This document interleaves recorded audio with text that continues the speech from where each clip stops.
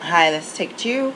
I spent 9 minutes just a minute ago, just 9 minutes ago, ranting and raving about how I don't have what everyone else has, and all these people calling me, being like, I make $10,000 a month as a naturopath. Like, well, I ain't got no patience, so shut up. And like, why can't you rest? Why can't you clean your house? Why don't you have money for your kids? Do this and buy a new backpack. It's like, why don't you shut up? If you have so much extra money, give me something. Stop bragging about it. And it's like, you ain't never been a parent. You ain't never been a single parent. You ain't never been where someone promised, oh, I'm going to buy you this car because that other one costs $3,000 a month to repair. And then it's like, oh, ha, ha, ha. Like, oh, I'm going to sign that loan for a car. Oh, ha, ha, ha, never mind. Oh, I'm going to put a direct deposit, electronic fund transfer for this and that. Oh, ha, ha, ha, never mind. Like, I just signed the papers. And it's like, I get gypped, and it's like, this is why I'm freaking out. This is why I am not earning my full capacity, because things haven't worked. So I was just sharing about the story of Sarah and Abraham when they were promised by God that they were going to have a baby, and they were she was menopausal, and he was just an older dude, and she told him after, like, there's no way that you can have this baby.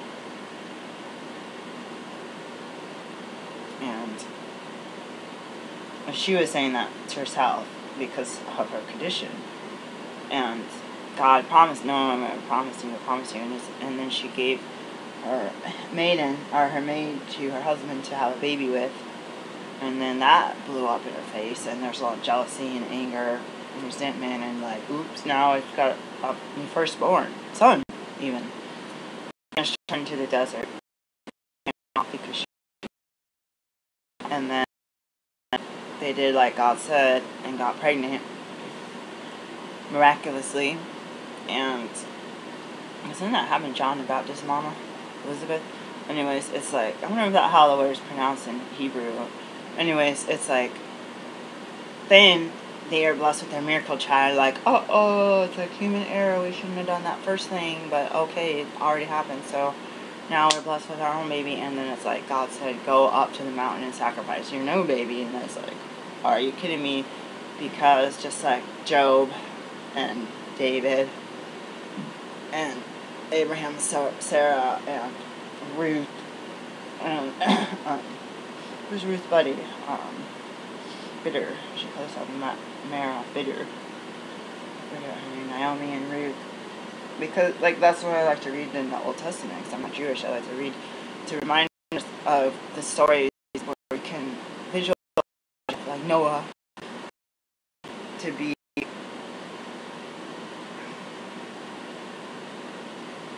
obedient to the Lord, and to trust in the Lord, and to do things in His timing. And how many times did people make fun of Noah? I don't even know. I almost felt like he took like 100 years to build that ark. I was like, did he just like be blessed with some land and some crops and livestock, and just have his wife and kids and sons all chip in the farm while he just like made this ark, and then the animals just came? I believe that's a true story. And I'm like, I wonder how, they have that movie. Oh my gosh, what's the name of it? It's not Noah. I forget the name of it. It's that funny, humorous movie in the modern day where the guy is like trying to be all professional. And I can't remember the name. I have it too. And he ends up being called to be like Noah's Ark dude. And him and his family bought this property, and all this wood comes, and all these animals are camped out, and he's like, oh my gosh, and then this thing gets on mad because he's all hairy and stuff, and it's like humorous, but then there's a big flood, and then all the people from town are making fun of him, and then they all end up on the ark, and then they're saved, then the flood happened, and all this stuff, and he probably saves the whole town, We all know it's animals, that's about it. I always wonder about the birds. I just think they can't just fly and sit on the water. They needed to be in the ark too. They couldn't just be So I was wondering about the fish. Like, did the fish stay in the water, or the water was like so toxic that the animals maybe couldn't do that? I don't know. So I was trying to. As I wonder right now, there. If I believe that, then there are animals here. They survive. There's, including that big albino spider that's in my backyard right now. It's like, crap. I is Facebook, text message, and people calling me, telling me how well they're doing. And I don't mind having friends. I don't mind how, like, I don't call anyone, like, guess what, I won the lotto. Like, I didn't win the lotto, but I don't call people to be like, oh my gosh. It's like, if you get past your borders, you call your relatives and all this. So I'm not sure. I'm not sure what to expect. So I'm like, I'm in a position right now where I feel like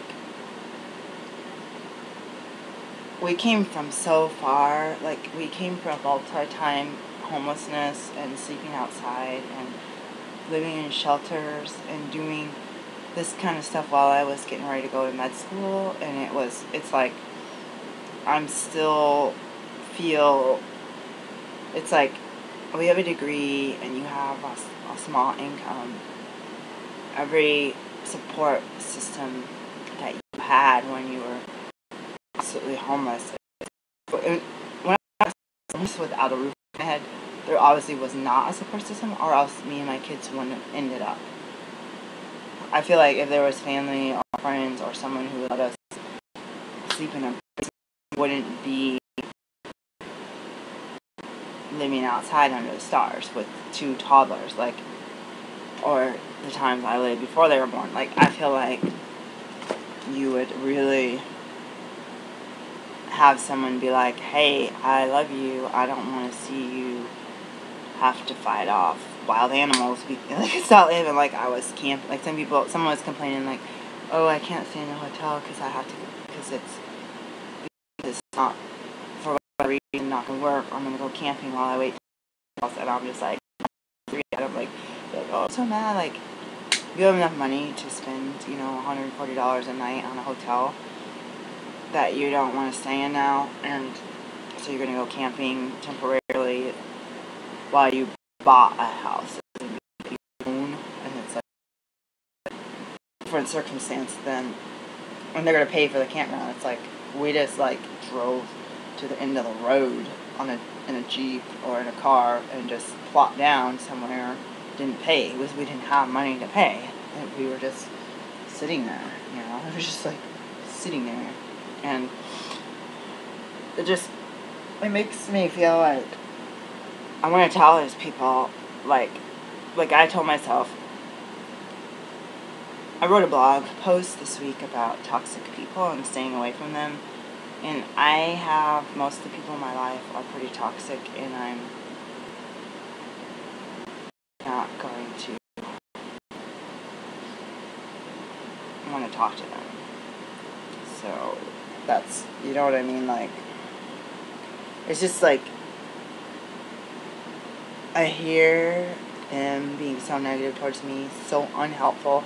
It's sucking energy out of me to listen to them talk to me. Like, they're getting there, or they're getting up on their hi-hat, being like, oh, I'm better than you. Like, they feel good about trying to rub it in my face that they're doing better than me, and I'm like struggling.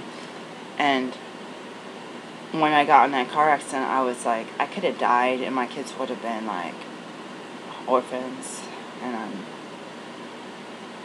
grateful. I'm in pain and injured, but I'm grateful that I can be there, and despite my anger and overwhelming sense, like, I used to be sick sometimes and have time where I couldn't breathe. I had to sleep on the couch, drink hot drinks, take herbs, miss work, got to sleep most of the day. that was the opportunity in time where I could do that, and then you're like, oh my gosh, I don't know how well I had it when I had my health, and now I feel like I'm gonna die. Like, that's how it felt after I got in the car accident. It's like, oh my gosh. And sometimes you get worn out, you're in school and you're stressed out and worn down, but you look forward to a break. And right now, I feel like there's going to be a break or the pain. And no doctor can be like, oh, on this day and this time, these symptoms are going to go away. It's like, I hope they do, hoping for the best, but I'm not there yet. And I just feel like I can, I don't know. I'm getting mad that the things in my schedule are like, when changing my work schedule. It's like, I almost left. It's like, everything that was in my life has a certain order, and someone like ripped out my order and threw in some ridiculous schedule, and I'm like, I don't like it. I don't feel good, and I'm like, is this for the better, God? Like, is this for the better, or is this the devil destroying me and my family? And I think because I'm so angry at this moment, like earlier today, oh, I'm so happy to have a baby, and then I was like, it's like when you're at someone else's house, it's like you feel like people are well-to-do, they're able to take time off work, they have family and friends who care about them. It's like, ain't nobody called when my kids were born. Ain't nobody, came over, like, oh, grandma's coming, or grandma, ain't nobody come to visit, and ever. It's like, people came to visit once last year. 3 people visited last year, and my dad came to visit twice. My dad came to visit 3 times in 15 years of my kid's life. 15 and a half years. And that's grateful. I asked everyone else to visit. I asked my grandma to visit. I asked my brother. I asked my cousins. My cousin came too, so that's 4 visitors. That was the most visitors we ever had, and everyone was having their parents organize parties and barbecues and stuff, and I did nothing with my family as a group. Nothing. It sucked. And I was like, we're gonna go up to the tram and we're gonna do this. Like, they did it without me. I was like, oh. I'm like, oh. And I know that I'm on call for birds. People get offended by that, and it's like, unfortunately, there's not a lot of people that want to do that, and I unfortunately am doing it. I feel some people are doing it, I don't know why, what reason. I feel like I'm doing it because I had so little when my kids were born, and so few resources, and no doctors, no midwives, no one, no relatives there, just me and the baby that came out, and the children's father to cut the cord, and that's it. And no one was even in the room rubbing my back or holding my hands or coaching me. It was just like me alone in a bed in a room. Like, imagine. And then you hear the story. Someone on the side of the road gave birth to a baby. They got stuck, lost in the forest when they were on their way in labor. Like, occasionally you see that happen, but the majority of women in the world, even in poor countries, they have someone there to hold their hand, tell them keep going, good job, and giving them water and food and what they want. And I don't know how it feels, so I'm sacrificing my sleep and my money and my educational, continuing education, and having to deal with more funding, like more expenses to keep the licenses and CE credits, because I don't want one person, if I can help it, in my community to be there, sitting in a room by themselves with no food, with no water, with no towels, with nobody rubbing your back, with nobody coaching you, and nobody calling you after your morning ask if you're. I don't know what it would feel like. So it's like when I go to someone's house, it's like I'm in the surreal world, and the things and the pets and the house is like, so everything is in place, It's like the white picket fence, and then it's like I come back to my own reality. I'm like, oh, and I have to realize that everyone is dealt a certain hand, and I'm like overwhelmingly want to be nice to people, and then I forget that like if somebody is like trying to give me too much discount, the dentist, I'm like, well, you can feel free to give me a discount. I'm gonna pay you fast. Or insurance doesn't, which I think insurance seems weird. It's like for naturopath, they told me if Medicaid doesn't pay, that you're not allowed to bill your patient, but they bill me all the time. I'm wondering about that. People are like, oh, hey, you gotta eat this, or you resubmit, and so I'm like, huh. But if it's like something is not covered, I should be paying at the time of the visit. That's weird. Maybe it's different for dentists and naturopaths. I don't feel like I'm gonna be tripped. That's the problem with me is like, I don't want to chip me. I was like, hey, my insurance not gonna pay for this. Charge me now, because I don't want to be owing you a bunch of money in the future because you stop, I'm like, oh, don't worry about.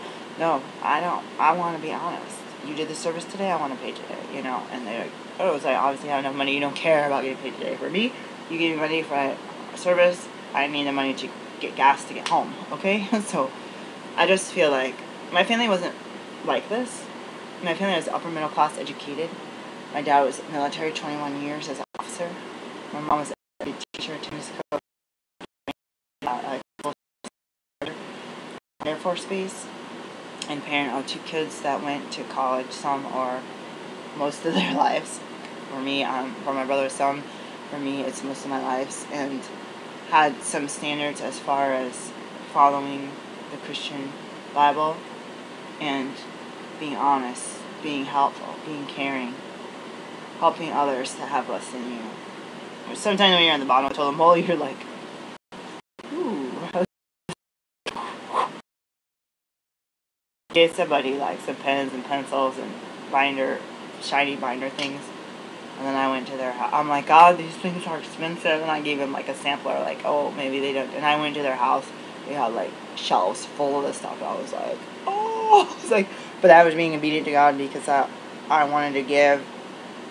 I wanted to not be hoarding. I wanted to give so that when I do earn money, like more money than taxes, like, oh, all you gotta do is pay your taxes. It's like,